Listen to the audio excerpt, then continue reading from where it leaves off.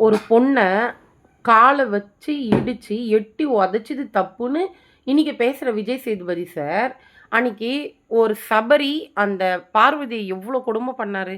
கண்ணுல அடிச்சு, கண்ணு கலங்கி கிட்டத்தட்ட 10 நாள் அவங்களுடைய கண்ணு வீங்கி போயிருந்தது. அவ்ளோ ரெட்டிஷ்ஷா இருந்தது. அப்ப என்ன பண்ணிட்டு இருந்தாரு இந்த விஜய் சேதுபதி சார்? அன்னைக்கு ஏன் சபரிக்கு கண்டனமா பேசல? ஒரு வார்த்தை கூட பேசலங்க. இது மாரி பண்ணது தப்புன்னு மத்தவங்கள தான் அட்ரஸ் பண்ணாரே தவிர, இது மாரி நீங்க பண்ணீங்கன்னா ரெட் கார்டு குடுப்பேன் அப்படிங்கிற ஒரு வார்த்தைய கூட அவரு சொல்லல.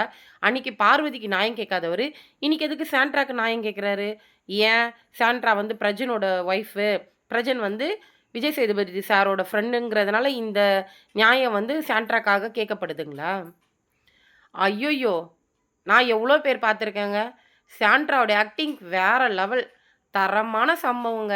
ராஜா ராணி படத்துல நம்ம நயன்தாராக்கு ஃபிக்ஸ் வர மாரி ஒரு சீன் இருக்கும். அந்த சீன்ல நயன்தாராவ தூக்கிட்டு சாண்ட்ராவ போட்டிருந்தீங்கன்னா, படம் இன்னும் எக்ஸ்ட்ரா ஓடியிருக்கும். என்ன ஒரு ஆக்டிங்குங்க. கார்லேருந்து தள்ளி விட்டோனயும் மயக்கம் வந்துருச்சு, ஃபிக்ஸ் வந்துருச்சு, பேனிக் அட்டாக் ஆயிட்டாங்க. என்ன மென்டல் மாரி கத்துறாங்க. அப்போ அவங்க வந்ததுலேருந்தே மென்டல் மாரி கத்துறாங்க, மென்டல் மாரி அழுவுறாங்க.